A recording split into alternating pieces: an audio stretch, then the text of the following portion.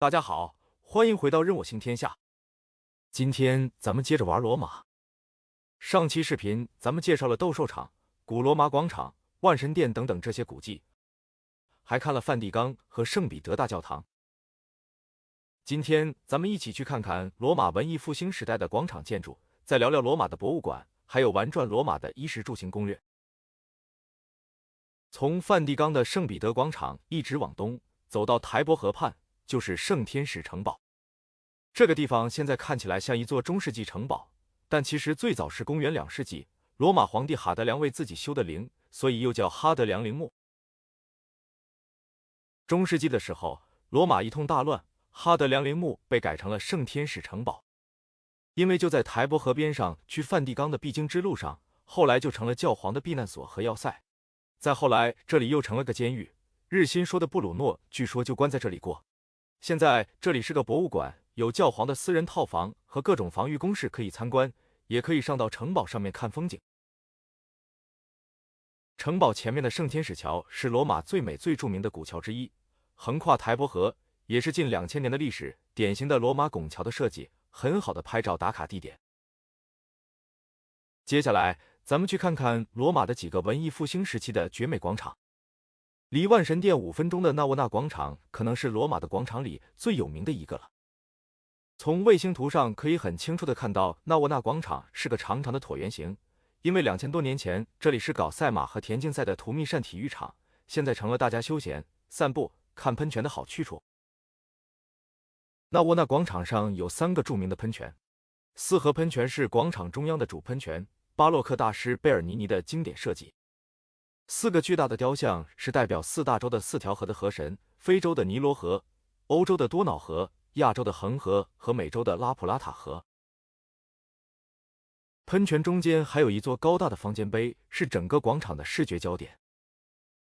广场南边的摩尔人喷泉是一个非洲战士在制服一只海怪，周围一圈是4个吐水的海神儿子特里同。广场北边的海神喷泉说的是海神涅普顿打海怪的故事。纳沃纳广场在市中心，很热闹，周围很多露天咖啡座、餐厅，到处是画家、艺人和小贩，典型的欧洲热点广场。城北的人民广场也很大气，离西班牙广场不远，可以顺便逛一下。这里是个著名的罗马3岔口，3条主干道在这里汇集。正中央一根巨大的埃及方尖碑，据说是公元前13世纪的老古董，被奥古斯都大帝放在这里的。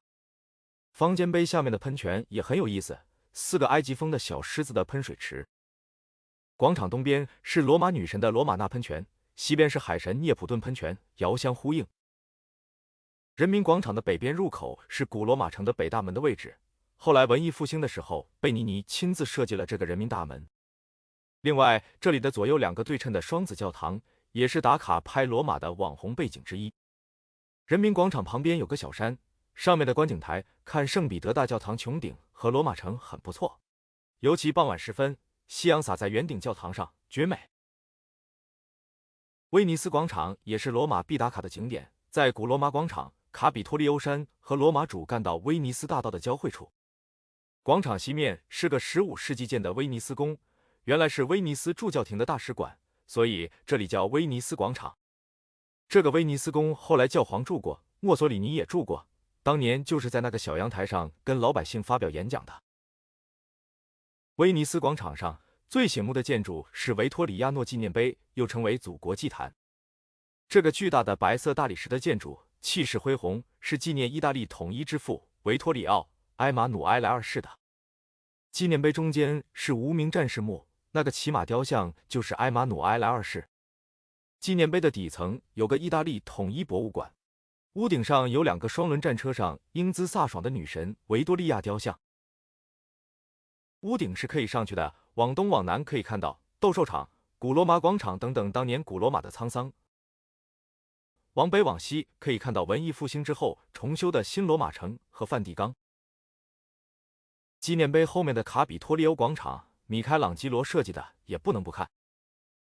广场在罗马7山之一的卡比托利欧山上，当年是古罗马宗教和政治的中心。文艺复兴的时候，米开朗基罗亲自操刀设计翻新。现在看到的广场上椭圆形的拼花地面和上山的台阶都是米开朗基罗的手笔。广场的骑马铜像是罗马五贤帝的最后一位马可·奥勒留。广场正面是原来的市政厅，又叫元老宫，现在是罗马市政府。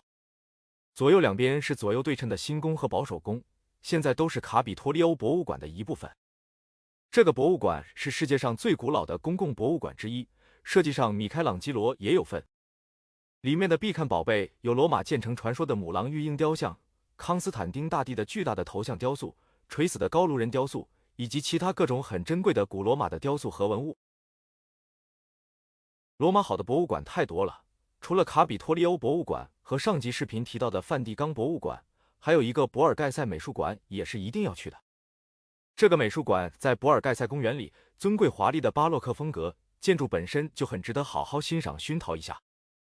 里面收藏的很多名家画作，卡拉瓦乔、提香、拉斐尔和鲁本斯都有，还有贝尼尼的雕塑、阿波罗与达芙妮、贝鲁的普罗塞碧娜等等。简单来说，就是去梵蒂冈博物馆看基督教的艺术和历史，去卡比托利欧博物馆看古罗马的城市文明，去博尔盖塞美术馆看文艺复兴和巴洛克艺术的精华。去罗马玩之前，建议大家可以复习2部经典电影，然后跟着电影里的取景地去打卡。一部是1953年奥黛丽·赫本和格里高利·派克的浪漫经典《罗马假日》，迷倒了好几代的少男少女。里面派克走过古罗马广场，赫本在西班牙广场台阶上吃冰淇淋，在许愿池旁边的理发店剪了个赫本头，还有派克和赫本在万神殿前喝咖啡、斗兽场前骑摩托等等，您都可以复原摆拍一下。另一部是《天使与魔鬼》，也是以罗马和梵蒂冈为背景的，包括汤姆汉克斯在万神殿找线索，在纳沃纳广场的4合喷泉里救出红衣主教，坏蛋的基地圣天使城堡，反物质在梵蒂冈圣彼得广场上空爆炸，还有开始红衣主教们在西斯廷礼拜堂里推选教皇，不过这个肯定是在影棚里拍的了。下面咱们总结一下去罗马玩的攻略吧。罗马全年都好玩，但最推荐的还是4月到6月春末夏初和初秋，9月10月都是天气好，人少，性价比也高。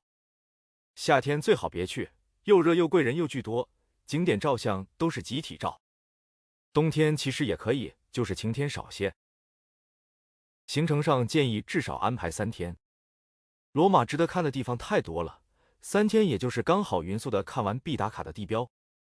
有时间的话，再加个1、2天都没问题，一个博物馆就可以看半天。罗马斗兽场和梵蒂冈博物馆这些地方，强烈建议提前网上订票，否则排队很恐怖。罗马的景点比较集中，所以主要就是走路就好了。稍微远一点，比如从斗兽场去梵蒂冈，可以坐公交、地铁或者打 Uber。有2种套票 ，Roma Pass 和 Omnia Card， 包括公交和一些博物馆门票和免排队，大家可以研究一下，看看是不是可以省钱省时间。意大利饭好吃，大家都知道，罗马的卡波纳拉意面，蛋黄、培根、帕马森奶酪，不加奶油，地道的罗马风味。还有罗马小牛肉卷，肉嫩多汁，炸饭团，街边小吃王者。提拉米苏和冰淇淋也是这里最正宗，肯定也不能放过的。住宿的话，主要看大家的喜好和钱包了。第一次去可以就住在古城区，离景点近，历史氛围浓浓，好好感受一下。罗马城不是一天建成的，也绝对不是一天逛完的。集西方文明之大成的罗马，您去了一定不会后悔的。希望这个视频能帮您规划出一趟完美的罗马之旅。多谢大家观看，喜欢的话请点赞、订阅、评论、转发。